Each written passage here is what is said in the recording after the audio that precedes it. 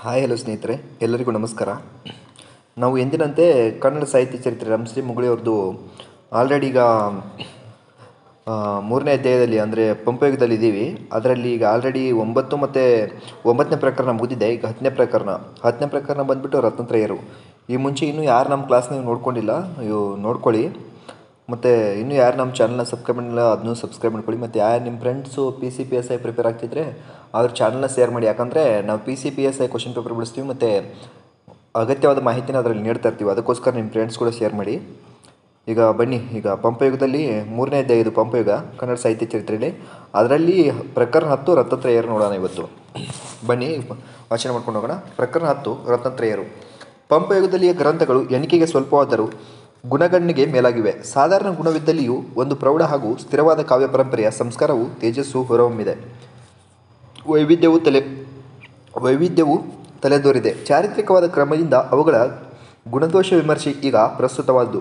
ಇದನ್ನು ಮಾಡುವಾಗ ವಿಸ್ತಾರಕ್ಕಿಂತ ಸಂಗ್ರಹದ ಕಡೆಗೆ ನಮ್ಮ ಗಮನವಿರುವುದೆಂಬುದನ್ನು ನೆನೆದಿರಬೇಕು. ಈಗ ಮೊದಲನೇದವನು ಪಂಪ ಬರ್ತಾನೆ ರತ್ನತ್ರಯರಲ್ಲಿ. ಕವಿರಾಜ ಮಾರ್ಗವು ಕನ್ನಡಕ್ಕೆ ಮೊದಲನೇ ಉಪಲಬ್ಧ ಲಕ್ಷಣ ಗ್ರಂಥವಾದರೆ ಪಂಪ ಕೃತಿಗಳು ಮೊದಲನೇದಾಗಿ ದೊರೆತ ಕಾವ್ಯ ಗ್ರಂಥಗಳು. ಅವಕ್ಕೆ ಹಿಂದೆ ಸಮೃದ್ಧವಾದ ಕಾವ್ಯ ನಿರ್ಮಾಣ ಆಗಿರಬೇಕು. ಮಹತ್ವ ಕೃತಿಗಳು ಹುಟ್ಟಿರಬಹುದು. ಅವು ನಮ್ಮ ಕಣ್ಣ ಮುಂದಿಲ್ಲದ ಕಾರಣ ಪಂಪನೇ ಆದಿ ಮಹಾಕವಿ ಎಂದು ಬಿರುದು ಪಡೆದಿದ್ದಾನೆ. ಪಂಪನ ಮಹಾಕಾವ್ಯಗಳು ಹುಟ್ಟಿದ ಮೇಲೆ ಹಿಂದಿನವರ ಕವನಗಳು ಜನರ ಆಧಾರವನ್ನು ಕಳೆದುಕೊಂಡು ಅವರ ಸ್ಮೃತಿಪಥದಿಂದ ದೂರವಾದವೆಂದು ಕಾಣುತ್ತದೆ. ಎಂದೂ ಸಂಸ್ಕೃತ ಸಾಹಿತ್ಯಕ್ಕೆ ವಾಲ್ಮೀಕಿಯ ಆದಿಕವಿ ಆದಂತೆ ಕನ್ನಡ ಸಾಹಿತ್ಯಕ್ಕೆ ಪಂಪನೇ ಆದಿಕವಿ ಆದನೆಂದು ಊಹಿಸಬಹುದಾಗಿದೆ ಎಂದು ಅಭಿಪ್ರಾಯವು ವ್ಯಕ್ತವಾಗಿದೆ. ಕಾಲಪ್ರವಾಹದಲ್ಲಿ ಯಾವುದೋ ತಿಳಿಯದ ಕಾರಣದಿಂದ ಒಳ್ಳೆಯ ಹಾಗೂ ಶ್ರೇಷ್ಠ ಗ್ರಂಥಗಳು ಸಹ ಕೊಚ್ಚಿ ಹೋಗಬಹುದು. ಬೇರೆ ಶ್ರೇಷ್ಠ ಕೃತಿಗಳ ಪ್ರಭಾವ ಮೂಲಕವೇ ಹೀಗೆ ಆಯಿತೆಂದು ಹೇಳುವುದು ಯುಕ್ತವಲ್ಲ. ವಾಲ್ಮೀಕಿ ವೈದಿಕ ವಾಗ್ಮಯದ ತರುವಾಯದ ಸಂಸ್ಕೃತ ಸಾಹಿತ್ಯಕ್ಕೆ ಇತಿಹಾಸ ಕಾವ್ಯವನ್ನು ಒದಗಿಸಿದ ಆದಿಕವಿಯೇ ಹೊರತು ಸಂಸ್ಕೃತಕ್ಕೆ ಆದಿಕವಿಯಲ್ಲ. ಕವಿರಾಜ ಮಾರ್ಗದ ತರುವಾಯದ ಕಾಲದಲ್ಲಿ ಕನ್ನಡ ಸಾಹಿತ್ಯಕ್ಕೆ ಹಿರಿದಾದ ಇತಿಹಾಸ ಕಾವ್ಯವನ್ನು ರಚಿಸಿ ಪಂಪನು ಆದಿಕವಿ ಆದನು. ಕನ್ನಡ ಸಾಹಿತ್ಯಕ್ಕೆ ಅವನು ಆದಿಕವಿ ಅನ್ನಲು ಬರುವಂತಿಲ್ಲ. ಆದಿ ಮಹಾಕವಿ ಎಂದು ನಮಗೆ ದೊರೆತ ಪ್ರಮಾಣಗಳ ಪರಿಮಿತಿಯಲ್ಲಿ ಹೇಳಲು ಅಭ್ಯಂತರವಿಲ್ಲ. ತಾನಾಗಿ ಹೇಳಿದ ತನ್ನ ಚರಿತ್ರೆಯಿಂದ ಪಂಪನ ತೋರಿಕೆಯ ವಿರೋಧಗಳನ್ನು ತನ್ನಲ್ಲಿ ಹೊಂದಿಕೆಗೊಳಿಸಿದ ಸಮನ್ವಯಶೀಲನೂ ಸವ್ಯಚಾಚಿಯೂ ಆದ ವ್ಯಕ್ತಿಯಾದನೆಂದು ತಿಳಿಯುತ್ತದೆ. ಅವನು ಕವಿಯಾಗಿದ್ದಂತೆ ಕಲಿಯೂ ಆಗಿದ್ದನು. ಕವಿತೆ ನೆಗಳ್ತಿಯಂ ನಿರಿಸೆ ಜೋಳದ ಪಾಳಿ ನಿಜಾದಿಂ ನಾತನಾಹ ದೋಳ ರಾತಿನಾಯಕರ ಪಟ್ಟಣೆ ಪಾರಿಸೆ ಎಂ ಕಲಿಯೋ ಸತ್ಕವಿಯೋ ಕವಿತಾ ಗುಣಾರ್ಣವಂ ಎಂದು ತನ್ನನ್ನು ಹೊಗಳಿಕೊಂಡಿದ್ದಾನೆ. ಲಕ್ಷ್ಮೀ ಸರಸ್ವತಿಯರಿಬ್ಬರು ಅವನಿಗೆ ಒಲಿದಿದ್ದರು. ಮತದಿಂದ ಅವನು ಜೈನನಾದರೂ ಮಣಿತನದ ಪರಂಪರೆಯಿಂದ ವೈದಿಕನಾಗಿದ್ದನು. ಮಣಿತನವೆಲ್ಲ ಯಜ್ಞಯಾಗಗಳನ್ನು ಮಾಡಿದ ವೈದಿಕ ಬ್ರಾಹ್ಮಣರದು. ಮಾಧವ ಸೋಮಯಾಜಿ ಅಭಿಮಾನಚಂದ್ರ ಕೊಮರಯ್ಯ ಭೀಮಪ್ಪಯ್ಯ ಎಂಬ ಅನುಕ್ರಮಣಿಕೆಯಲ್ಲಿ ಈ ಮಣಿತನದ ಪೂರ್ವಿಕರನ್ನು ಹೆಸರಿಸಿದೆ. ಇವರಲ್ಲಿ ಭೀಮಪ್ಪಯ್ಯನೇ ಪಂಪನ ತಂದೆ. ತಪ್ಪು ಕಾವ್ಯಪಾಠ ಕಾರಣವಾಗಿ ಈತನ ಹೆಸರು ಹಿಂದೆ ಅಭಿರಾಮದೇವರಾಯ ಎಂದು ಉಕ್ತವಾಗಿತ್ತು. ಈಚೆಗೆ ದೊರೆತ ಆಂಧ್ರಪ್ರದೇಶದ ಕರೀಂನಗರ ಜಿಲ್ಲೆಗೆ ಸೇರಿದ ಕುರ್ಕ್ಯಾಲ ಶಾಸನದಲ್ಲಿ ಕೆಲವರು ಇದನ್ನು ಗಂಗಾಧರ ಶಾಸನ ಎಂದು ಕೂಡ ಕರೆಯುತ್ತಾರೆ. ಪಂಪನ ತಂದೆ ಹೆಸರು ಭೀಮಪ್ಪಯ್ಯ ಎಂದು ಉಕ್ತವಾಗಿದೆ. ಇದರೊಂದಿಗೆ ಪಂಪನಿಗೆ ಸಂಬಂಧಿಸಿದಂತೆ ಈ ಇತರ ಕೆಲವು ಸಂಗತಿಗಳು ಪ್ರಸ್ತಾಪಗೊಂಡಿವೆ. ಪಂಪನ ತಾಯಿ ಕನ್ನಡ ನಾಡಿನವಳು. ಆಕೆ ಧಾರವಾಡದ ಬೆಳುವಲದ ಅಣ್ಣಿಗೆರೆಯ ಜೋಯಿಸಸಿಂಗನ ಮೊಮ್ಮಗಳಾದ ಅಬ್ಬನಬ್ಬೆ. ಆಕೆಗೆ ಪಂಪನಲ್ಲದೆ ಜೀನವಲ್ಲಭ ಎಂಬ ಮತ್ತೊಬ್ಬ ಮಗನಿದ್ದ. ಆತ ಪಂಪನ ತಮ್ಮ. ಆತನೇ ಈ ಕುರ್ಕೆಲ ಶಾಸನದ ನಿರ್ಮಾಣಕ್ಕೆ ಕಾರಣ. ವಿಕ್ರಮಾರ್ಜುನ ವಿಜಯ ಬರೆದಿದ್ದಕ್ಕೆ ಅರಕೇಸರಿ ಪಂಪನಿಗೆ ಧರ್ಮಪುರ ಎಂಬ ಅಗ್ರಹಾರನ್ನು ಅಧೇಯವೆಂದು ದಾನವಿತ್ತ ಎಂದು ಈ ಶಾಸನದಲ್ಲಿ ಹೇಳಿದೆ. ಜೀನವಲ್ಲಭ ಮಾಡಿದ ಅನೇಕ ಜನಹಿತ ಕಾರ್ಯಗಳಲ್ಲಿ ಒಂದಾದ ಕವಿತಾ ಗುಣಾರ್ಣವ ಎಂಬ ಕೆರೆಯ ಕಟ್ಟುವಿಕೆ ತನ್ನನ್ನ ನೆನಪಿನ ಸ್ಮಾರಕ ಎನ್ನಬಹುದು. ಪಂಪನ ತಂದೆ ಭೀಮಪ್ಪಯ್ಯ ಮೊಟ್ಟಮೊದಲು ಬ್ರಾಹ್ಮಣ ಜಾತಿಯನ್ನು ಬಿಡದೆ ಜೈನ ಧರ್ಮವನ್ನು ಸ್ವೀಕರಿಸಿದನು. ಪಂಪನಲ್ಲಿಯೂ ವೈದಿಕ ಜೈನ ಈ ಎರಡೂ ಪರಂಪರೆಗಳಿಂದ ಉತ್ತಮ ಸಂಸ್ಕಾರಗಳು ನೆಲೆಗೊಂಡವು. ಜೊತೆಗೆ ಜೈನ ಧರ್ಮವೇ ಉತ್ತಮ ಎಂಬ ಮನವರಿಕೆಯು ದೃಢವಾಯಿತು. ಧರ್ಮಾಂತರ ಹೊಂದಿದರೂ ಧರ್ಮಾತಿ ಇಲ್ಲಿ ಕವಿಯಲಿಲ್ಲ. ಪಂಪನ ಮನಸ್ಸು ಎರಡು ಸಂಸ್ಕೃತಿಗಳ ಸಾರವನ್ನು ಒಳಗೊಂಡು ಪುಷ್ಟಿ ಹೊಂದಿತ್ತು, ಉದಾರವಾಯಿತು. ಅವನ ಹುಟ್ಟೂರು ವೆಂಗಿಮಂಡಲದ ವೆಂಗಿಪೊಳು ಎಂಬ ಅಗ್ರಹಾರ. ಅವನಿಗೆ ಆಶ್ರಯ ಕೊಟ್ಟ ಚಾಲುಕ್ಯ ದೊರೆ 2ನೇ ಅರಕೇಶಿಯ ರಾಜಧಾನಿ ವೆಂಗಿಮಂಡಲದ ಪಶ್ಚಿಮದ ಕಡೆ ಇದ್ದ ಲೆಂಪುಳ ಪಾಟಕ, ಈಗಿನ ವೇಮುಲವಾಡ. ಆದರೆ ಅವನ ನೆನವೆಲ್ಲ ಬನವಾಸಿ ದೇಶದಲ್ಲಿ. ಆರಂ ಕುಸ ಮಿಟ್ಟೊಡಂ ನೆನೆಯುವುದೆನ್ನಾಮನಂ ಬನವಾಸಿ ದೇಶಂ ಎಂಬಲ್ಲಿ ಅರ್ಜುನ ಮೂಲಕ ಪಂಪನೆ ಆಡಿದಂತೆ ತೋರುತ್ತದೆ. ಅವನು ತನ್ನ ಗ್ರಂಥಗಳನ್ನು ಬರೆದದ್ದು ಪುಲಿಗೆರೆಯ ತಿರುಗನ್ನಡದಲ್ಲಿ. ಪಂಪನು ಎಲ್ಲಿಯೇ ಹುಟ್ಟಿ ಬೆಳೆದಿರಲಿ, ಬನವಾಸಿಯ ಮಲೆನಾಡಿನಲ್ಲಿ ಅವನ ಜೀವಮಾನದ ಸಾರವತ್ತದ ಭಾಗ ಕಳೆದಿರಬೇಕು ಎಂಬ ಮಾತು ಸರಿಯಾಗಿದೆ. ಜೊತೆಗೆ ಅವನು ಪುಲಿಗೆರೆಯ ಬಯಲು ಸೀಮೆಯಲ್ಲಿಯೂ ಜನಜೀವನ ಜನಭಾಷೆಗಳನ್ನೊಡನೆ ಒಂದಾಗಿ ಬಾಳಿರಬೇಕು ಎಂಬುದನ್ನು ಸೇರಿಸಬೇಕು. ಪಂಪನ ತಾಯಿ ಕನ್ನಡ ನಾಡಿನವಳಾಗಿದ್ದು ಅವಳ ತವರೂರು ಅಣ್ಣಿಗೇರಿ ಎಂಬುದು ಈಗ ಸ್ಪಷ್ಟವಾಗಿದೆ. ಪಂಪನು ತನ್ನ ಬಾಲ್ಯವನ್ನು ತಾಯಿಯ ತವರೂರಾದ ಅಣ್ಣಿಗೆರೆಯಲ್ಲಿ ಕಳೆದಿರಬೇಕು ಮತ್ತು ಆಗಾಗ ಈ ಭಾಗದಲ್ಲಿ ಸಂಚರಿಸುತ್ತಿದ್ದ ಪುಲಿಗೆರೆಯ ತಿರುಗನ್ನಡವನ್ನು ತನ್ನದಾಗಿ ಮಾಡಿಕೊಂಡಿರಬೇಕು. ಪಂಪನು ತನ್ನೆರಡು ಕೃತಿಗಳಾದ ಆದಿಪುರಾಣ ಮತ್ತು ವಿಕ್ರಮಾರ್ಜುನೀಯ ಅಂದರೆ ಪಂಪ ಭಾರತ ಇವುಗಳಲ್ಲಿ ಕ್ರಮವಾಗಿ ಆಗಮಿಕ ಎಂದರೆ ಧಾರ್ಮಿಕ ಮತ್ತು ಲೌಕಿಕ ಎಂಬ ಎರಡು ಪ್ರಕಾರಗಳನ್ನು ಉದ್ದೇಶಪೂರ್ವಕವಾಗಿ ಅನುಸರಿಸಿದನು. ಬೆಳಗುವಿನಲ್ಲಿ ಲೌಕಿಕ ಮನಲ್ಲಿ ಜಿನಾಗಮಂ ಎಂದು ಅವನೇ ಹೇಳಿದ್ದಾನೆ. ಎರಡನ್ನೂ ಪ್ರೌಢ ಚಂಪು ಗ್ರಂಥಗಳಾಗಿ ರಚಿಸಿದನು. ಅವುಗಳ ಕಥಾನಕಕ್ಕೆ ಹಿಂದಿನ ಆಕಾರಗಳನ್ನು ಉಪಯೋಗಿಸಿಕೊಂಡನು. ಹೀಗೆ ಪೂರ್ವ ಸಾಮಗ್ರಿಯನ್ನು ಬಳಸಿಯೂ ಅಭಿವ್ಯಕ್ತಿಯಲ್ಲಿ ಅಪೂರ್ವವಾದ ಕಾವ್ಯಗಳನ್ನು ನಿರ್ಮಾಣ ಮಾಡಿದನು. ಅವನ ಉಜ್ವಲ ಪ್ರತಿಭೆ ಪಾಂಡಿತ್ಯಗಳನ್ನೇ ಸಮಗ್ರವಾದ ಜೀವಾನುಭವ, ವಿಶಾಲ ದೃಷ್ಟಿ, ಸಮನ್ವಯ ಬುದ್ಧಿ ಇವು ಬೆರೆತುಕೊಂಡು ಕನ್ನಡ ಮಾರ್ಗಕಾವ್ಯಕ್ಕೆ ಉನ್ನತ ಶಿಖರಗಳಾದ ಎರಡು ಕೃತಿಗಳನ್ನು ನೀಡಿದವು. ಅವುಗಳ ಎತ್ತರವು ರಸಿಕರ ಬೆರಗನ್ನು ಬರಮಾಡಿಕೊಂಡಿತ್ತು. ಮುಂದಿನ ಕವಿಗಳಿಗೆ ಅವು ಮೇಲ್ಪಂಕ್ತಿಯಾಗಿ ಅವರ ಸಾಹಸವನ್ನು ಕೆರಳಿಸಿದವು. ಆನೆ ನಡೆದುದೇ ಬೀದಿಯಲ್ಲವೇ ಎಂಬ ಪಂಪನ ಮಾರ್ಗವೊಂದು ಪಂಪನ ಯುಗದಲ್ಲಿ ರೂಢವಾಯಿತು.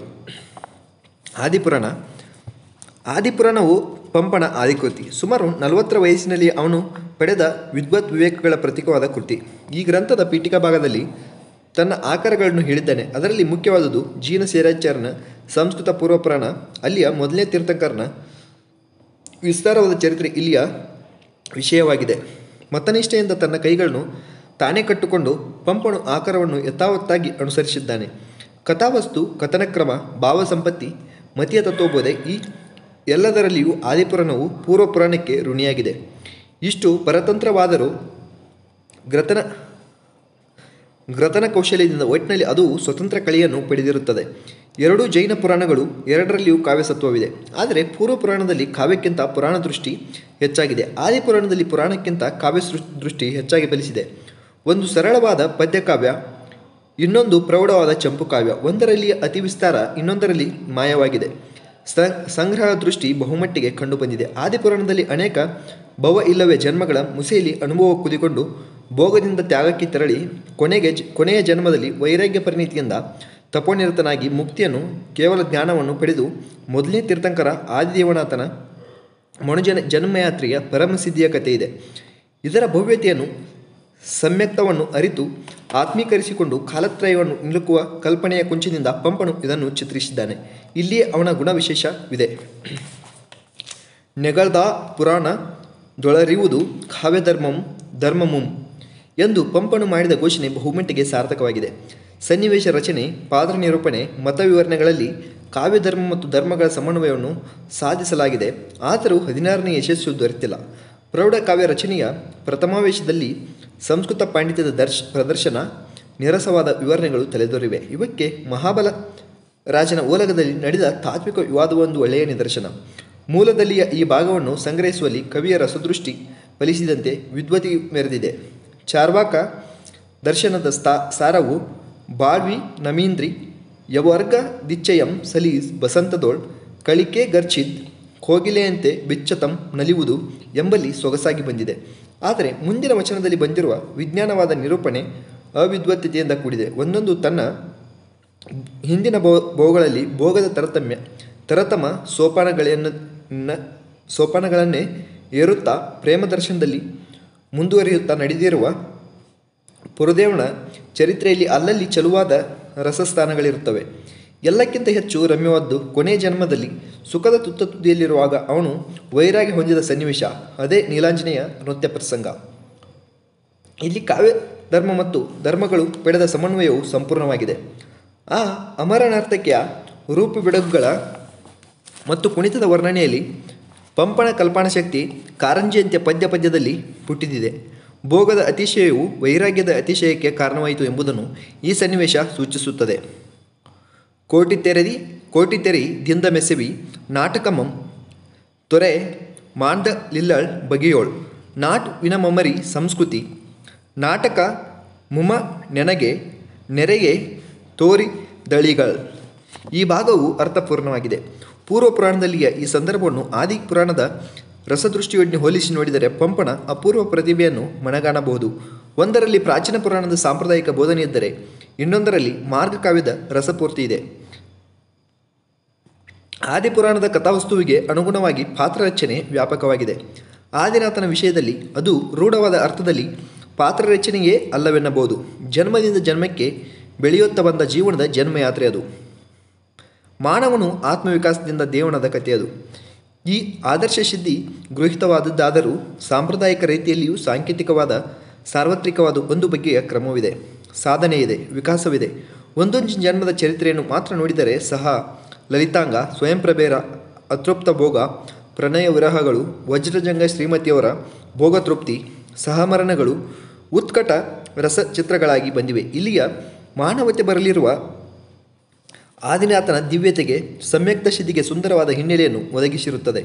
ಜೈನಶಾಸ್ತ್ರ, ಪುರಾಣ, ಸಂಪ್ರದಾಯ ಇವುಗಳ ಜಾಲದಲ್ಲಿ ಸಿಕ್ಕಿದರೂ ಪಂಪನು ಅವುಗಳಿಗೆ ಒಟ್ಟಿನಲ್ಲಿ ಪರಾಧೀನನಾಗದೆ ಕಲಾವಿದನ ರೀತಿಯಲ್ಲಿ ಅವನ್ನು ಬಳಸಿಕೊಂಡಿದ್ದಾನೆ.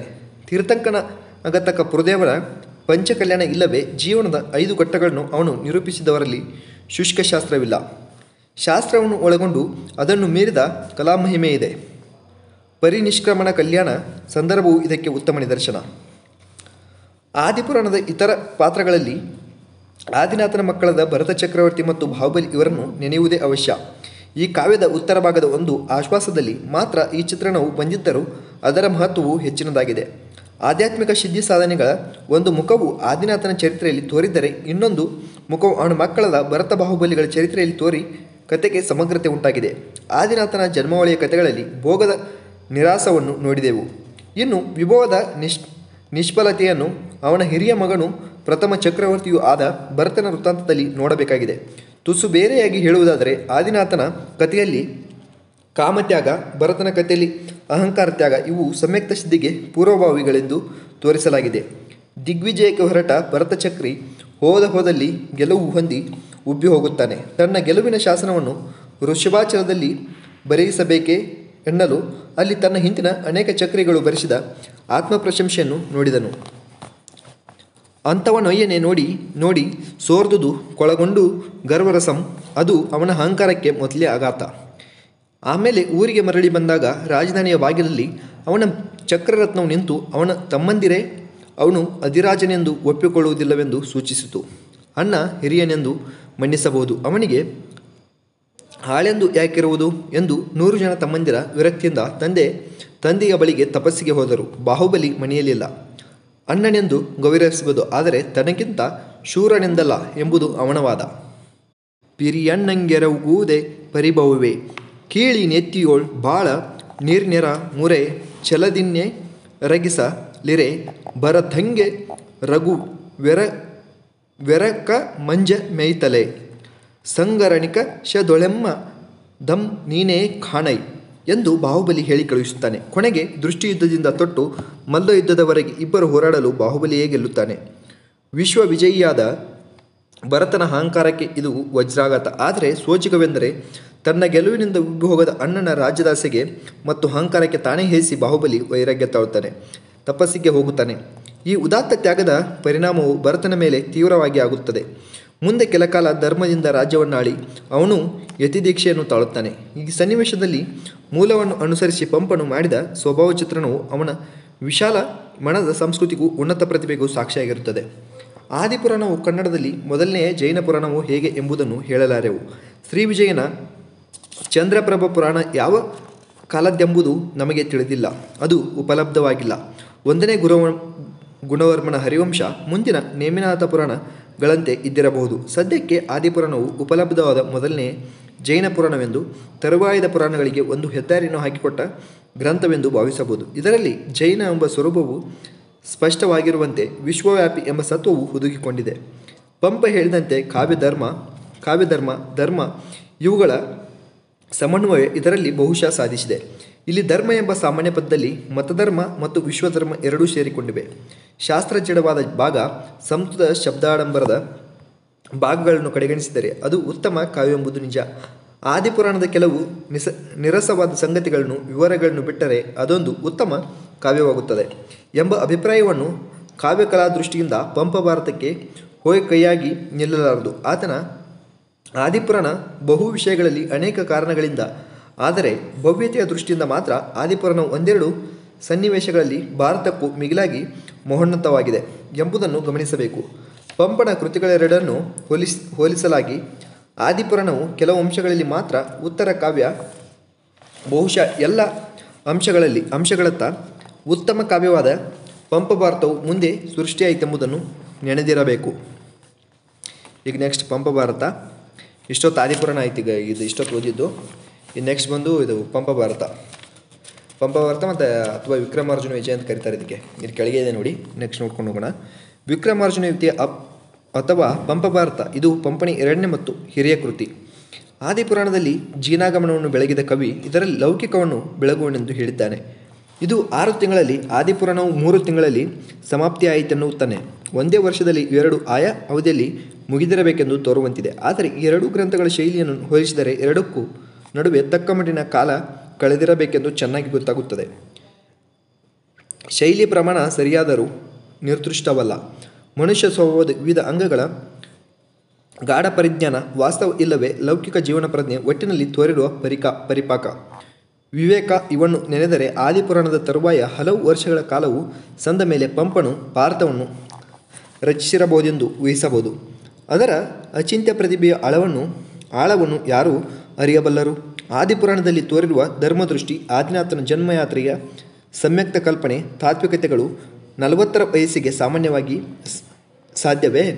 ಬೆಳಗುವಿನಲ್ಲಿ ಲೌಕಿಕಂ ಅಲ್ಲಿ ಜಿನಾಗಂ ಎಂಬ ವಾಕ್ಯದಲ್ಲಿ ಸಮೀಪ ಕಾಲದ ಸೂಚನೆ ಇಲ್ಲವೇ? ಆದಿಪುರಾಣವನ್ನು ಬರೆಯುವಾಗ ಪಳಗಿದ ಶೈಲಿ, ಹದಗೊಂಡ ಪ್ರತಿಭೆ ಪಂಪ ಭಾರತದಲ್ಲಿ ಯಾಕೆ ಅದೇ ವರ್ಷದಲ್ಲಿ ತೋರಿರಬಾರದು? ಪಂಪನು ವ್ಯಾಸ ಭಾರತವನ್ನು ವಿಕ್ರಮಾರ್ಜುನ ವಿಜಯವಾಗುವಂತೆ ಕನ್ನಡಿಸಿದ್ದಾನೆ. ಕತೆ ಪಿರಿದಾದೊಡಂ ಕಥೆಯ ಮೇಗಿಡಲದೆ ಸಮಸ್ತ ಭಾರತ ಮನಪೂರ್ವಮಾಗೆ ಸೆಲೆಪೇಳ್ದಿ ಕವೀಶ್ವರರಿಲ್ಲಿ ಎಂಬಲ್ಲಿ ಸೂಚಿಸಿದಂತೆ ಭಾರತ ಕಥೆಯ ಮುಖ್ಯ ಭಾಗಗಳಲ್ಲಿ ಲಕ್ಷ್ಯವನ್ನು ಕೇಂದ್ರೀಕರಿಸಿ ಸಮಸ್ತ ಎಂದರೆ ಸಮಗ್ರ ಇಲ್ಲವೇ ಸಂಕ್ಷಿಪ್ತ ಭಾರತವನ್ನು ಹೇಳುವುದು ಪಂಪನ ಉದ್ದೇಶವಾಗಿತ್ತು. ಭಾರತ ಕಥೆಯ ಜೊತೆಗೆ ತನ್ನ ದೊರೆಯ ಚರಿತ್ರೆಯನ್ನು ಕೂಡಿಸುವುದು ಇನ್ನೊಂದು ಉದ್ದೇಶವಾಗಿತ್ತು. ಅಂತೆ ತನ್ನ ಗ್ರಂಥವನ್ನು 2 ಉದ್ದೇಶಗಳಿಂದ ಕೂಡಿದ ಸಮಸ್ತ ಭಾರತವೆಂದು ಕರೆದನೆಂಬುದು ವಿವರಣೆಯ ಚಮತ್ಕೃತಿ ಮಾತ್ರವಿರಬಹುದಾದರೂ ವಸ್ತುಸ್ಥಿತಿಯನ್ನು ಸೂಚಿಸುವಂತಾಗಿದೆ. ವರ್ಣಕಂ ಕಥೆಯೊಳ ಡಂಬ ಬಡಂ ಪಡೆಯೇ ಪೇಳ್ದೊಡೆ ಪಂಪನೆ ಪೇಳ್ಗುಂ ಎಂಬ ಪಂಡಿತರ ಪ್ರಶಂಸೆಯಲ್ಲಿ ಪಂಪನ ಆತ್ಮವಿಶ್ವಾಸವಿದ್ದಂತೆ ವ್ಯಾಸ ಮುನೀಂದ್ರ ರುಂದ್ರ ವಚನಾಮೃತ ವಾರ್ತಿ ಎನಿಸುವೆಂ ಕವಿ ವ್ಯಾಸನೆಂಬ ಗರ್ವ ಮೆನಗಿಲ್ಲ ಎಂಬಲ್ಲಿ ನೈಜ ನಮ್ರತೆ ಇದೆ. ಪಂಪನ ವೈಯಕ್ತಿಕ ಸಂಸ್ಕೃತಿಯಲ್ಲಿ ಸಹಜವಾಗಿರುವ ಸಮನ್ವಯಕ್ಕೆ ಈ ಮಾತುಗಳು ನಿದರ್ಶನವಾಗಿವೆ. ಪಂಪನು ವ್ಯಾಸಭಾರತವನ್ನು ಸಂಗ್ರಹಿಸುವಾಗ ತನ್ನ ಉದ್ದೇಶಕ್ಕೆ ಸರಿಹೊಂದುವಂತೆ ಎಷ್ಟೋ ಭಾಗಗಳನ್ನು ಬಿಟ್ಟಿದ್ದಾನೆ, ಕೆಲವನ್ನು ಕಿರಿದುಗೊಳಿಸಿದ್ದಾನೆ, ಕೆಲವು ಮಾರ್ಪಾಡುಗಳನ್ನು ಮಾಡಿಕೊಂಡಿದ್ದಾನೆ. ಈ ಕಾರ್ಯದಲ್ಲಿ ದಕ್ಷಿಣ ಭಾರತದಲ್ಲಿ ಅಂದು ಪ್ರಚಾರದಲ್ಲಿದ್ದ ಭಾರತದ ಮಾತೃಕೆಗಳು, ಜೈನ ಭಾರತದ ಕತೆ, ಸಂಸ್ಕೃತದಲ್ಲಿ ಭಾರತ ಮೂಲವಾದ ಕಾವ್ಯ ನಾಟಕಗಳು, ಪ್ರಚಲಿತ ಆಖ್ಯಾನಗಳು ಅವನಿಗೆ ಆಕರವಾಗಿರಬೇಕು. ಆಕಾರದಿಂದ ಹೊರದೆಗೆದ ರತ್ನವನ್ನು ತನ್ನ ಸ್ವತಂತ್ರ ಪ್ರತಿಭೆಯಿಂದ ಅವನು ಸಂಸ್ಕಾರಗೊಳಿಸಿದ್ದಾನೆ. ತನ್ನ ಸಂಗ್ರಹ ದೃಷ್ಟಿ, ರಾಜಭಕ್ತಿ ಇವೆರಡಕ್ಕೆ ಮಾತ್ರ ಸ್ವತಂತ್ರ ಪ್ರತಿಭೆಯು ಪರತಂತ್ರವಾಗಿದೆ. ಇದರಿಂದ ಗುಣದೋಷಗಳು ತಲೆದೋರಿವೆ. ರಾಜಭಕ್ತಿಯ ವಿಷಯವನ್ನು ಕೆಲಮಟ್ಟಿಗೆ ವಿವೇಚಿಸುವುದು ಅವಶ್ಯ. ತನ್ನ ದೊರೆಯಾದ ಅರಿಕೇಸರಿಯ ಸ್ತುತಿ ಅವನ ಉದ್ದೇಶಗಳಲ್ಲಿ ಒಂದಾಗಿತ್ತೆಂಬುದನ್ನು ಅವನೇ ಹೇಳಿದ್ದಾನೆ. ಪೀಠಿಕಾ ಪದ್ಯಗಳಲ್ಲಿ ಅರಿಕೇಸರಿಯ ವಂಶಾವಳಿಯನ್ನು ವರ್ಣಿಸಿ ಅವನ ಶೌರ್ಯವನ್ನು ಕೊಂಡಾಡಿ ವೈರಿ ನರೇಂದ್ರೋ ದ ಮದ ಪೋರ್ದಳನನೆ ಕಥಾನಾಯಕಂ ಮಾಡಿ ಸಂದರ್ಜುನನೋಳ್ ಪೋಳ್ವಿ ಕಥಾಭಿತ್ತಿಯನು ನುಣ ಎದೆಯಂ ಪೇಳಿ ಲೆಂದೆತ್ತಿಕೊಂಡೆಂ ಎಂದು ಕಥೆಯನ್ನು ಆರಂಭಿಸುತ್ತಾನೆ. ಅರಿಕೇಸರಿಗೆ ಈ ಕಾವ್ಯದ ಕಥಾನಾಯಕ. ಅರ್ಜುನನ್ನು ಅವನು ಹೋಲುತ್ತಾನೆ. ಅಂತೆ ಅರ್ಜುನನುಳ್ಳ ಭಾರತದ ಕಥಾಭಿತ್ತಿಯನ್ನು ಎತ್ತಿಕೊಂಡು ಅರಿಕೇಸರಿಯ ಚಿತ್ರವನ್ನು ಅದರಲ್ಲಿ ಬರೆಯಲು ತೊಡಗುತ್ತೇನೆ ಎಂಬುದು ಪಂಪನ ಈ ಮಾತಿನ ಆಶಯ. ವಿಕ್ರಮಾರ್ಜುನ ವಿಜಯವೆಂದರೆ ಅರಿಕೇಸರಿಯ ವಿಜಯವೇ. ಅರಿಕೇಸರಿಯ ಬಿರುದುಗಳೆಲ್ಲ ಅರ್ಜುನನ ಬಿರುದುಗಳಾಗಿವೆ. ಅರ್ಜುನನು ಅರಿಕೇಸರಿಯಂತೆ ಸಾಮಂತ ಚೂಡಾಮಣಿಯಾಗಿದ್ದಾನೆ. ಹೀಗೆ ಭಾರತದ ಇತಿಹಾಸ ಕಾವ್ಯವು ಪಂಪನ ಕೈವಾಡದಿಂದ ತತ್ಕಾಲೀನ ಇತಿಹಾಸ ಗರ್ಭಿತವಾದ ಕಾವ್ಯವೂ ಆಗಿದೆ. ಈ ರಾಜಕೀಯ ಧ್ವನಿ ಸ್ವಾರಸ್ಯವಾಗಿ ಬಂದಿರುವುದಾದರೂ ಹಲವು ಕಡೆಗಳಲ್ಲಿ ಔಚಿತ್ಯ ಭಂಗದಿಂದ ರಾಜಭಕ್ತಿಯ ಅತಿರೇಕದಿಂದ ಹದಗೆಟ್ಟಿದೆ. ವಿಮರ್ಶಕರು ಇದನ್ನು ವಿಸ್ತಾರವಾಗಿ ತೋರಿದ್ದಾರೆ. ಒಟ್ಟಿನಲ್ಲಿ ಪಂಪನು ತನ್ನ ಕಾವ್ಯಕ್ಕೆ ಅರ್ಜುನನ್ನು ಕಥಾನಾಯಕನನ್ನಾಗಿ ಮಾಡಿದ್ದರ ಫಲವಾಗಿ ಆತನು ಕಥೆಯಲ್ಲಿ ಮಾಡಿರುವ ವ್ಯತ್ಯಾಸಗಳು ಹೆಚ್ಚು ಕಡಿಮೆಗಳು ಕಾವ್ಯ ದೃಷ್ಟಿಯಿಂದ ಪಂಪ ಭಾರತದ ಗೌರವವನ್ನು ಅದರ ಬೆಲೆಯನ್ನು ಹೆಚ್ಚಿಸತಕ್ಕವಲ್ಲ. ಅವು ಆ ಕಾವ್ಯದ ಹೊರಮೈಗೆ ಸೇರಿವೆ. ಮೂಲಕಥೆಯ ಬಾಹ್ಯರೂಪವನ್ನು ಚೌಕಟ್ಟನ್ನು ಬದಲಾಯಿಸಿದೆ ಎಂಬ ಅಭಿಪ್ರಾಯವು ಹುಟ್ಟಿಕೊಂಡಿದೆ. ಇಷ್ಟು ತೀಕ್ಷ್ಣವಾದ ಪಂಪನ ಕೈವಾಡವನ್ನು ಕುರಿತಾದಬೇಕೆಂದು ನಮಗೆ ತೋರಿಲ್ಲ.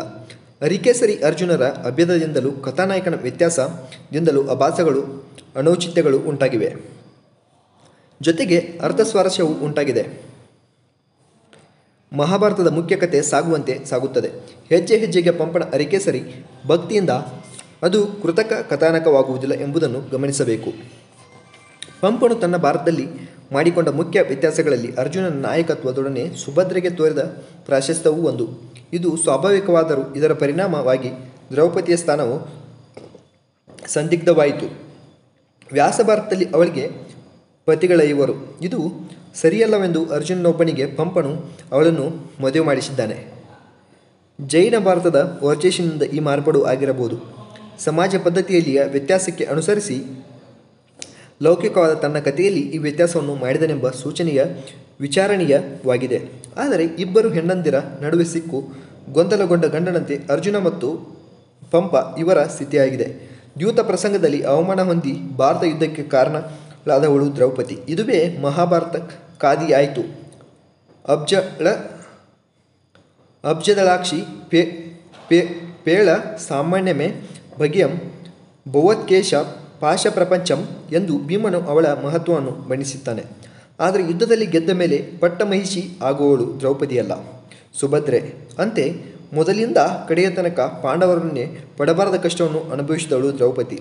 ಸುಖ ಪಡುವ ಕಾಲ ಬಂದಾಗ ಸದ್ದಿಲ್ಲದೆ ಗದ್ದುಗೇರಿದವಳು ಸುಭದ್ರೆ ಎಂಬ ಟೀಕೆಗೆ ಎಡೆ ದೊರೆಯಿತು. ಕೌರವರಿಂದ ಮಾನಭಂಗ ಹೊಂದಿದ ದ್ರೌಪದಿಯ ಪ್ರತಿಜ್ಞೆಗೆ ದಣಿಗುಡಿಸಿದವನು, ಕೊನೆಗೆ ಅದನ್ನು ಪೂರ್ತಿಗೊಳಿಸಿದವನು ಭೀಮನು, ಅರ್ಜುನನಲ್ಲ. ಆದರೆ ತಮ್ಮನ ಹೆಂಡತಿಗೋಸ್ಕರ ಅಷ್ಟು ಮಟ್ಟಿಗೆ ಭೀಮನು ಕ್ರೋಧಾವಿಷ್ಟನಾಗುವುದೆಂದರೆ ಸಹಜತೆಗೆ ಕೊರತೆಯುಂಟಾಗುತ್ತದೆ. ಇದರಲ್ಲಿಯ ವಿಸಂಗತಿಯೆಂದರೆ ತನ್ನ ತಳೋದರಿಯೆಂದು ಬೇರೆ ಭೀಮನು ಅವಳನ್ನು ನಡೆಸಿಕೊಳ್ಳುತ್ತಾನೆ. ಇದೆಲ್ಲವನ್ನು ಕಣ್ಣಿಟ್ಟು ನೋಡಿದರೆ ವ್ಯಾಸ ಭಾರತದ ಪ್ರಧಾನ ವಸ್ತುವಿನಲ್ಲಿ ಅನುಷಂಗಿಕವಾದ ವ್ಯತ್ಯಾಸವನ್ನು ಮಾಡದೆ ಅರ್ಜುನನ ನಾಯಕತ್ವ ಮತ್ತು ದ್ರೌಪದಿಯ ಏಕಪತಿತ್ವ ಈ ಬದಲಾವಣೆಗಳನ್ನು ಮಾತ್ರ ಮಾಡಿ ಪಂಪನು ತೊಂದರೆಗೆ ಒಳಗಾದನು. ವಸ್ತು ರಚನೆಯಲ್ಲಿ ವಿಸಂಗತಿ ದೋಷಗಳು ಅಪರಿಹಾರ್ಯವಾಗಿ ಉಳಿದವು. ಆದರೆ ಕೌರವ ಪಾಂಡವರ ಯಾದವಿ ಕಲಹವನ್ನು ಒಂದು ಮಾನವೀಯ ದೃಷ್ಟಿಕೋನದಿಂದ ಚಿತ್ರಿಸಲು ಹೊರಟ ಪಂಪ ಭಾರತದ ಮೂಲಕಥನಕ್ಕೆ ಯಾವ ಬಾಧೆಯೂ ಉಂಟಾಗಲಿಲ್ಲ. ಪಂಪ ಭಾರತದ ಕಟ್ಟಣದಲ್ಲಿ ಒಂದು ಅಪೂರ್ವತೆ ಇದೆ, ಉಜ್ವಲತೆ ಇದೆ. ಅಪರಂಪರವಾದ ಮೂಲ ಮಹಾಭಾರತವನ್ನು ಸಂಗ್ರಹಗೊಳಿಸುವಲ್ಲಿ ಪಂಪನು ಕೇಂದ್ರ ಕಥಾನಕನ ಮೇಲಿನ ದೃಷ್ಟಿ, ಪ್ರಮುಖ ಪಾತ್ರಗಳ ಮೇಲಿನ ಗಮನವನ್ನು ಸತತವಾಗಿ ಇಟ್ಟುಕೊಂಡು ಇತರ ವಿಷಯಗಳನ್ನು ತರುವಷ್ಟು ತರಹದ ಪ್ರಮಾಣದಲ್ಲಿ ತಂದಿರುತ್ತಾನೆ. ಅವನ ಕೇಂದ್ರೀಕರಣದ ಕಲೆ, ಪ್ರಮಾಣಜ್ಞಾನ, ಉಜ್ವಲೀಕರಣದ ಶಕ್ತಿ ಇವುಗಳಿಂದ ಒಂದು ವಸ್ತುವಿದೆ ಮೈದೋರಿದೆ. ಕನ್ನಡವಷ್ಟೇ ಏಕೆ, ಸಂಸ್ಕೃತ ವಾಗ್ಮಯದಲ್ಲಿಯೂ ಭಾರತದ ಈ ಬಗೆಯ ರೂಪಾಂತರ ಅಪರೂಪವಾದ್ದು. ಒಂದು ಉಪಾಖ್ಯಾನವಿರಲಿ, ಉಪದೇಶವಿರಲಿ, ಮುಖ್ಯ ಕಥೆಗೆ ಅದರ ಸಂಬಂಧವೆಷ್ಟು ಎಂಬುದನ್ನು ತಟ್ಟನೆ ಗ್ರಹಿಸಿ ಅದಕ್ಕೆ ಅನುಗುಣವಾದ ಸ್ಥಾನವನ್ನು ಕವಿ ಕಲ್ಪಿಸಿಕೊಡುತ್ತಾನೆ. ಆ ಮೇರೆಗೆ ಒಂದು ಪ್ರಭಾವಿಯಾದ ವಚನ ಇಲ್ಲವೇ ಪದ್ಯದಲ್ಲಿ ಅದನ್ನು ಬೆಳಗಿಸಿ ಮುಂದೆ ಸಾಗುತ್ತಾನೆ. ಮಹಾಕವಿ ಪ್ರತಿಭೆಗೆ ಮಾತ್ರ ಸಹಜವಾದ ಪ್ರಜ್ಞೆಯಿಂದ ಕಥೆಯನ್ನು ನಡೆಸಿಕೊಂಡು ಹೋಗುತ್ತಾನೆ. ಅರ್ಜುನ ಸುಭದ್ರೆಯರ ಪ್ರಣಯದಂಥ ಅತಿ ಪ್ರಸಂಗಗಳು, ಅನಾವಶ್ಯಕ ವರ್ಣನೆಗಳು ಬಂದಿಲ್ಲವೆಂತಲ್ಲ. ಆದರೆ ಒಟ್ಟಿನಲ್ಲಿ ತೋರಿದ ಔಚಿತ್ಯ ಪ್ರಜ್ಞೆಯಿಂದ ಪಂಪ ಭಾರತಕ್ಕೆ ಒಂದು ಬಿಗುವು ಕಸುವು ಬಂದಿದೆ. ಸಂಗ್ರಹವೆಂದು ಸಾರಾಂಶವಾಗಿಲ್ಲ, ಸಂಕ್ಷಿಪ್ತವೆಂದು ವಿಕ್ಷೇಪಕ್ಕೆ ಎಡೆ ಮಾಡಿಲ್ಲ. ಸವೇಗವಾದಲ್ಲಿಯೂ ಸಜೀವವಾದ ಚಿತ್ರಗಳು ಕಣ್ಣೆದುರು ನಿಲ್ಲುತ್ತವೆ. ಇದಕ್ಕೆ ಕೊಡಬಹುದಾದ ಅನೇಕ ಉದಾಹರಣೆಗಳಲ್ಲಿ ಶಂತನು ಸತ್ಯವತಿಯರ ಪ್ರಣಯ ಚಿತ್ರ ಒಂದಾಗಿದೆ. ನೆಕ್ಸ್ಟ್ ಪದ್ಯ ಬರುತ್ತೆ. ಮೃಗಯಾವ್ಯ ಜದಿ ನೋರ್ಮೆ ಶಂತನು ತೊಳಲರ್ತಪ್ಪಂ ಪಳಂಚಲ್ತೆ ತನ್ಮುಗೃ ಶಾಭಾಕ್ಷಿಯಂ ಕಂಪು ತಟ್ಟೆ ಮಧುಪಂಬೋಲ್ ಸೋಲ್ತು ಖಂಡೋಲ್ದುನ ನಲ್ಮೆಗೆ ದಿಬ್ಬೆಂಡಿ ವಂತೆಯೋಲ್ ಪಿಡಿದು ನೀಂ ಬಾ ಪೋಪಂ ಎಂದಗೆ ಮೆಲ್ಲಗೆ ತತ್ಕಣಕ್ಕೆ ನಾಚಿಕಿ ಬೇಡುವಂದೇ ನೀನೆಮ್ಮ ಎಣ್ಣಂ ಬೇಡಿರೆ. ಈ ಒಂದೇ ಒಂದು ಪದ್ಯದಲ್ಲಿ ಹಲವಾರು ಪದ್ಯಗಳಲ್ಲಿ ಹರಡಿಕೊಳ್ಳಬಹುದಾದ ಚಿತ್ರ ಮನಸ್ಸಿನಲ್ಲಿ ಅಚ್ಚೊತ್ತುವಂತೆ ಸಂಗ್ರಹವಾಗಿದೆ. ಈ ಪ್ರಣಯಗಳ ಸಂಕ್ಷಿಪ್ತ ಸಂಭಾಷಣೆಯಲ್ಲಿ ತುಂಬಿರುವ ಧ್ವನಿಸ್ವಾರಸ್ಯ ಯಾವ ವಿಸ್ತಾರದಲ್ಲಿಯೂ ಬರಲಾರದು. ಮುಖ್ಯ ಕಥಾನಕದ ನಿರೂಪಣೆಯಲ್ಲಿ ಅಂತೂ ಮಾನವ ಲೋಭ ಅಸೂಯೆಗಳ ಭ್ರಾತೃ ಕಲಹದ ದುರಂತದಲ್ಲಿ ಪರಿಣಮಿಸಿದ್ದನ್ನು ಪಂಪನು ಅದ್ಭುತವಾಗಿ ಉತ್ಕಟತೆಯಿಂದ ಬಣ್ಣಿಸಿದ್ದಾನೆ. ಕೆಲವು ಸನ್ನಿವೇಶಗಳಲ್ಲಿ ಮುಗಿಲು ಮುಟ್ಟಿದ ಪೆಂಪು ಎದ್ದು ಕಾಣುತ್ತದೆ. ಮೂಲದ ವ್ಯತ್ಯಾಸವಿರಲಿ ಬಿಡಲಿ, ಮೂಲದ ಜೀವಾಳವನ್ನು ಎತ್ತಿಕೊಂಡು ಅದನ್ನು ಲೌಕಿಕ ದೃಷ್ಟಿಯಿಂದ ನೋಡಿ ಅಲೌಕಿಕ ಪ್ರಭೆಯ ಪ್ರಭಾವ ಬೀರಿ ಅಪರಿಹಾರ್ಯ ಕಲೆಯ ಉತ್ತಮಿಕೆಯನ್ನು ಅವನು ಸಾಧಿಸಿದ್ದಾನೆ. ದ್ಯೂತ ಪ್ರಸಂಗ, ದ್ರೌಪದಿ ಮಾನಭಂಗ, ಭೀಮ ಪ್ರತಿಜ್ಞೆ ಇವುಗಳ ಕಾವ್ಯಭಾಗವನ್ನು ಓದಿದಷ್ಟು ಈ ಮಾತು ಮನದಟ್ಟಾಗುತ್ತದೆ. ಇಲ್ಲಿ ಮೂಲ ಭಾರತದಲ್ಲಿರದೆ ಆಮೇಲೆ ಸೇರಿಸಿಕೊಂಡಿರಬಹುದಾದ ವಸ್ತ್ರಾಪಹರಣ, ಅಕ್ಷಯಾಭರಣದ ಸಂಗತಿಗಳನ್ನು ಪಂಪನು ಬಿಟ್ಟಿರುವ ಮೂಲಕ ಕೃಷ್ಣ ಭಕ್ತಿಯ ಸನ್ನಿವೇಶ ಕಣ್ಮರೆಯಾಗಿದೆ. ಕುಮಾರವ್ಯಾಸ ಭಾರತದಲ್ಲಿ ಈ ಸನ್ನಿವೇಶಕ್ಕೆ ಪ್ರಾಮುಖ್ಯ ದೊರೆತಿದೆ. ಇದರಿಂದ ಇಬ್ಬರು ಮಹಾಭಾರತವನ್ನು ನೋಡುವ ದೃಷ್ಟಿ ಹೇಗೆ ಬೇರೆ ಬೇರೆಯಾಗಿತ್ತೆಂಬುದನ್ನು ಅರಿತುಕೊಳ್ಳಬಹುದು. ಪಂಪನಿಗೆ ಭಾರತ ಒಂದು ಮಾನವ ಸಂಘರ್ಷದ ಕಥೆಯಾದರೆ ಕುಮಾರವ್ಯಾಸನಿಗೆ ಅದು ಮಾನವ ಜೀವನಕ್ಕೆ ಸೂತ್ರಧಾರ ಶಕ್ತಿಯಾದ ಭಗವಲ್ಲೀಲೆಯ ವಿಲಾಸವಾಗಿದೆ. ಪಂಪ ಭಾರತದಲ್ಲಿ ದ್ಯೂತ ಪ್ರಸಂಗದ ಕಾವು ಏರುತ್ತಾ ಹೋಗಿ ಕುಡಿವೆಂ ದುಶ್ಯಾಸನೋರಸ್ತ ಸ್ಥಳಮನಗಳೇ ಪೋಳ್ದುರ್ದ ಕೆನ್ನೆತ್ತರಂ ಪೊಕ್ಕುಡಿವೆಂ ಪಿಂಗಾಕ್ಷ ನೂರುದ್ವಯ ಮನು ಋಗಧಾಘಾತ ದೀಂ ನುಚ್ಚು ನೂರು ಗೊಡೆವೆಂ ತದ್ರತ್ನ ರಶ್ಮಿ ಪ್ರಕಟ ಮುಕುಟಂ ನಂಬು ನಂಬೆಣ್ಣ ಕಣ್ಣಿಂ ಕಿಡಿಯುಂ ಕೆಂಡಗಳಂ ಸೂಷಿದ ಪುವಹಿತವರಂ ನೋಡಿ ಪಂಕೇಜನ ವಕ್ಸ್ತ್ರೆ ಎಂಬ ಭೀಷ್ಮ ಪ್ರತಿಜ್ಞೆಯಲ್ಲಿ ಕೊನೆಗೊಳ್ಳುತ್ತದೆ. ಆಮೇಲೆ ಪಾಂಡವರು ವನವಾಸಕ್ಕೆಂದು ಪಟ್ಟಣದಿಂದ ಹೊರಬೀಳುತ್ತಾರೆ. ಆಗ ಪುರುಜನರು ಅವರ ಬಗ್ಗೆ ಮೊರಕದಿಂದ ಆಡಿದ ಮಾತುಗಳು ಅತ್ಯಂತ ಸಮಯೋಚಿತವೂ ಹೃದಯಸ್ಪರ್ಶಿಯೂ ಆಗಿದೆ. ಏ ದೊರೆಯಂ ಯಮನಂದನ ನೇ ದೊರೆಯಂ ಭೀಮ ಸೇನೆ ದೊರೆಯಂ ಕಂಜೋದರನ ಮೃದುನ ಥಾ ಮೇದೋ ರೇ ಎರ ಮಳ್ಗ ವರ್ಗ ಮೀರ ವಾಯ್ತೆ. ಎಂಥ ಮನುಷ್ಯರು ಪಾಂಡವರು, ಅವರಿಗೆ ಈ ಗತಿ ಬಂತೆ ಎಂಬುದು ಇದರ ಸಾರ. ಇಷ್ಟೇ ಅಲ್ಲ, ಅವರು ಭವಿಷ್ಯನೂ ಸಾರುತ್ತಾರೆ. ಜೂದಿನ ಗೆಲ್ಲದೊಳಾದಿ ಮೇದಿನಿಯಂ ಕಂಡು ಖಜ್ಜಂ ಕಾಣದೆ ದುಜ್ಜೋಧನ ದೆಂ ಮರುಳಾದನೋ ಬಡಿಗಂಡನಿಲ್ಲಿ ಫಾಲಂ ಕಂಡಂ. ಭೀಮ ಪ್ರಜ್ಞೆಯನ್ನು ಘೋಷಿಸುವಾಗ ತಾರಸಪ್ತಕದಲ್ಲಿ ರೌದ್ರ ಆಕ್ರಂದನವನ್ನು ಮಾಡಿದ ಕವಿ ಮರುಕ್ಷಣದಲ್ಲಿಯೇ ಕೆಳಗಿನ ಸಪ್ತಕಕ್ಕೆ ಸರಳನೆ ಇಳಿದು ಪುರಜನರ ಸರಳ ಶೋಕವನ್ನು ವ್ಯಕ್ತ ಮಾಡಿದ ಬಗೆ ಅವನ ಸರ್ವಂಕಷ ಪ್ರತಿಭೆಗೆ ನಿದರ್ಶನವಾಗಿದೆ.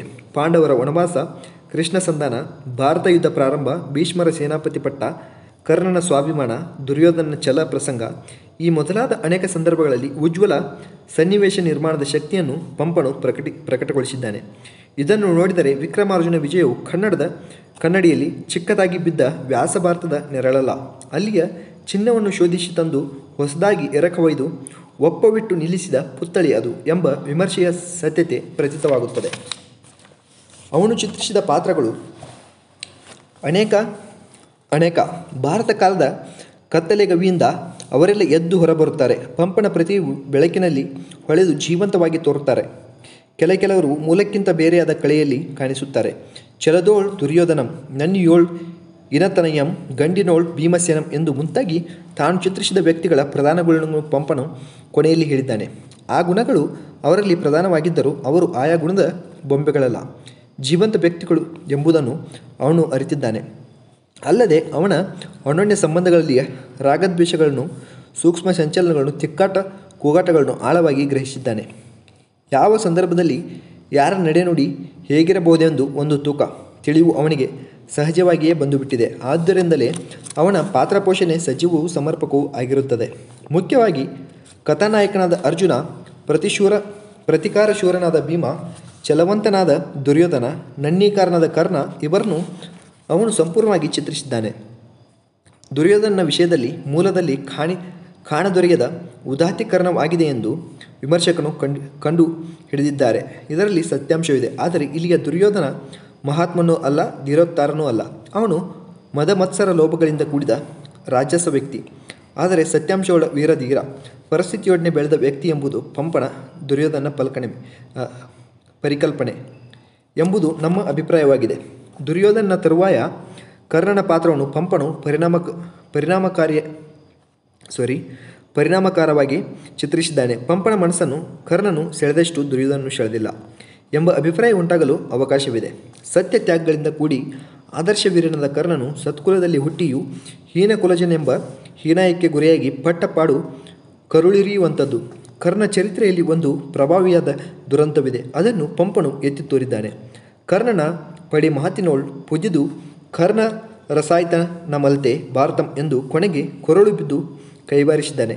ಪಂಪ ಭಾರತದಲ್ಲಿ ಕೃಷ್ಣನು ವ್ಯಾಸ ಭಾರತದ ಹಾಗೆ ಪುರುಷೋತ್ತಮನು ಶ್ರೀಮನ್ನಾರಾಯಣನು ಆಗಿದ್ದು ವಿಶ್ವರೂಪವನ್ನು ತೋರಿಸುತ್ತಾನೆ.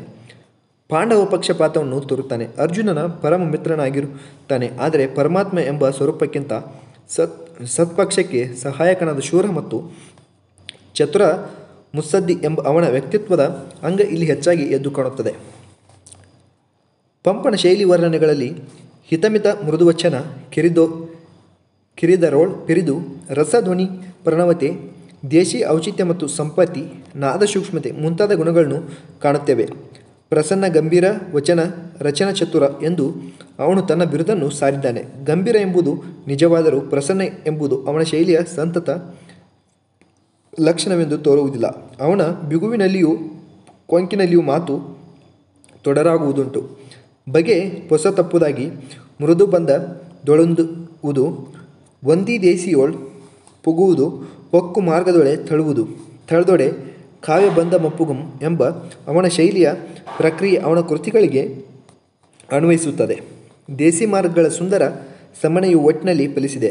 ಆಗಾಗ ತಲೆ ಇಕ್ಕುವ ಸಂಸ್ಕೃತದ ಟಿವಿ ಕೆಲವು ಸಲ ಅರ್ಥವಾಹಿಯಾದರೆ ಕೆಲವು ಸಲ ಆಡಂಬರವಾಗುತ್ತದೆ. ಪುಲಿಗೆರೆಯ ತಿರುಳುಗನ್ನಡ ಎಂದರೇನು ಎಂಬುದು ಪ್ರಶ್ನೆಯಾಗಿ ಉಳಿಯಬಹುದು. ಆದರೆ ಕನ್ನಡ ದೇಶಿಯನ್ನು ಅವನೆಷ್ಟು ಆತ್ಮೀಕರಿಸಿಕೊಂಡಿದ್ದಾನೆಂಬುದನ್ನು, ಮಾರ್ಗ ಸಂಸ್ಕಾರದಿಂದ ಅದನ್ನು ಹೇಗೆ ಬೆಳಗಿಸನೆಂಬುದನ್ನು ನೋಡಿದರೆ ಕನ್ನಡ ನುಡಿಯನ್ನು ಬಳಸುವ ಅವನ ಅಸಾಧಾರಣ ಶಕ್ತಿಗೆ ನಿದರ್ಶನ ದೊರೆಯುತ್ತದೆ. ಪಂಪನು ಮಹಾಕವಿ ಎಂಬುದು ಎಲ್ಲರಿಗೂ ಎಂದಿಗೂ ವಾದಗ್ರಸ್ತವಾಗಿಲ್ಲ. ಪಸರಿಪ ಕನ್ನಡ ಕೊಡೆ ಯೋರ್ವಡನೆ ಸತ್ಕವಿ ಪಂಪನ ನಾವಗಂ ಎಂದು ನಾಗರಾಜನನ್ನೇ ದನಿಗೂಡಿಸಿ ಹಿಂದಿನ ಕವಿಗಳು ಹೊಗಳಿದರು. ಇಂದಿನ ವಿಮರ್ಶಕರು ಅದನ್ನು ಎತ್ತಿ ಸಾರುತ್ತಿದ್ದಾರೆ. ನಾಡೋಜನಾದ ಪಂಪನು ಬರಿಯ ಕವಿ ಮಾತ್ರವೇ ಅಲ್ಲ, 1000 ವರ್ಷಕ್ಕೆ ಹಿಂದಿನ ಕನ್ನಡ ರಾಷ್ಟ್ರೀಯ ಪುರುಷರೊಳಗೂ ಒಬ್ಬನು ಎಂದು ಮುಳಿಯ ತಿಮ್ಮಪ್ಪಯ್ಯನವರು ನಂಬಿದ್ದಾರೆ. ಪಂಪನು ಕನ್ನಡದ ಕಾಳಿದಾಸ ಎಂದು ತೀನಂ ಶ್ರೀಕಂಠಯ್ಯನವರು ಧೈರ್ಯವಾಗಿ ಹೇಳಿದ್ದಾರೆ. ಪಂಪನಿಗೂ ಕಾಳಿದಾಸನಿಗೂ ಕೆಲವಂಶಗಳಲ್ಲಿ ಸ್ಪಷ್ಟವಾಗಿ ಸಾಮ್ಯವಿದೆ. ಆದರೆ ಇಬ್ಬರ ಸಮನ್ವಯಗಳ ರೀತಿ ಬೇರೆ. ಶೈಲಿಯಲ್ಲಿ ಕಾಳಿದಾಸನ ವೈದರ್ಭಿ ಪಂಪನ ವೈಶಿಷ್ಟ್ಯವೆಂದು ಹೇಳಲಾಗದು. ನಮ್ಮ ದೃಷ್ಟಿಯಲ್ಲಿ ನಾಗಚಂದ್ರ ಮತ್ತು ಕಾದಂಬರಿಯ ನಾಗವರ್ಮ ಇವರು ವೈದರ್ಭಿಯ ಶೈಲಿಕಾರರಾಗಿದ್ದಾರೆ. ಪಂಪನಲ್ಲಿ ಭಟ್ಟನಾರಾಯಣ ಭಾವವೇಗ, ಬಾಣನ ಓಜಸ್ವಿತೆಗಳು ಹೆಚ್ಚು ಎದ್ದು ಕಾಣುತ್ತವೆ.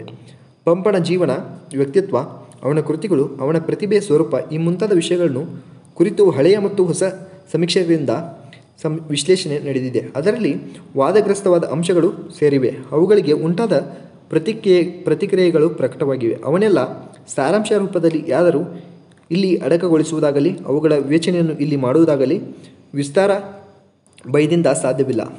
ಆಸಕ್ತ ಅಭ್ಯಾಸಿಗಳು ಇವನ್ನು ಗಮನಿಸಬೇಕೆಂದು ಸೂಚಿಸಬಯಸುತ್ತೇನೆ. ಅಂದರೆ ಟಿಪ್ಪಣಿಗಳು ಕೊಟ್ಟಿದ್ದಾರೆ ನೋಡಿ, ಹೇಳ್ತೀನಿ. TS ವೆಂಕಣ್ಣಯ್ಯ ಪಂಪ ಭರತ, ತೀನಂ ಶ್ರೀಕಂಠಯ್ಯ ಪಂಪ, ಮತ್ತು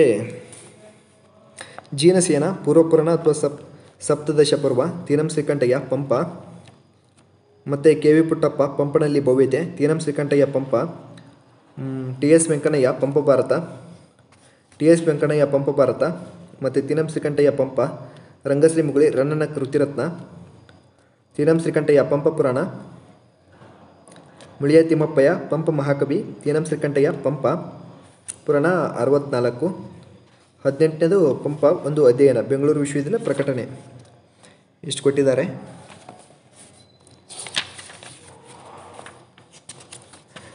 ರತ್ನತ್ರಯರಿನ ಮುಗಿದಿಲ್ಲ, ಈಗ ಪಂಪ ಅಷ್ಟೇ ಮುಗಿದಿದ್ದಾನೆ ಇವತ್ತು. ನೆಕ್ಸ್ಟ್ ಕ್ಲಾಸಲ್ಲಿ ಪೊನ್ನನ್ನು ನೋಡೋಣ. ಇನ್ನೂ ಯಾರು ನಮ್ಮ ಚಾನಲ್ನ ಸಬ್ಸ್ಕ್ರೈಬ್ ಮಾಡ್ಕೊಂಡಿಲ್ಲ ಪ್ಲೀಸ್ ಸಬ್ಸ್ಕ್ರೈಬ್ ಮಾಡ್ಕೊಳ್ಳಿ. ಹಾಗೆ ನಿಮ್ಮ ಫ್ರೆಂಡ್ಸ್ ಕೂಡ ಶೇರ್ ಮಾಡಿ. ಈ KCET ಟೆಟ್ಟು ಮತ್ತು JRF ಎಲ್ಲ ಕ್ಲಿಯರ್ ಮಾಡ್ಕೊಳ್ಳೋರಿಗೆ ತುಂಬ ಹೆಲ್ಪ್ ಆಗುತ್ತೆ. ಇದನ್ನ ಡೈಲಿ ಕೇಳಿಸ್ಕೊಳ್ಳಿ. ಡೈಲಿ ಬೆಳಗ್ಗೆ 7 ಗಂಟೆ ಒಳಗಾಗಿ ನಾವು ಅಪ್ಲೋಡ್ ಮಾಡಿರ್ತೀವಿ, ಇಲ್ಲಾಂದರೆ ಒಂದೊಂದು ಸಾರಿ 8 ಗಂಟೆ ಆಗಿರುತ್ತೆ. ಅದಕ್ಕಿಂತ ಮುಂಚೆ ಇನ್ನೂ ನಮ್ಮ ಚಾನಲ್ ಯಾರು ಸಬ್ಸ್ಕ್ರೈಬ್ ಮಾಡಿಲ್ಲ ಸಬ್ಸ್ಕ್ರೈಬ್ ಮಾಡ್ಕೊಳ್ಳಿ. ಹಾಗೆ ನಿಮ್ಮ ಫ್ರೆಂಡ್ಸ್ ಕೂಡ ಶೇರ್ ಮಾಡಿ. ಹಾಗೆ ಏನಾದರೂ ಡೌಟ್ ಇದ್ದರೆ ಕಮೆಂಟ್ ಮಾಡಿ, ಲೈಕ್ ಮಾಡಿ. ಇಷ್ಟೊತ್ತು ಕೇಳಿದವರಿಗೆಲ್ಲೂ ಧನ್ಯವಾದಗಳು. Thank you.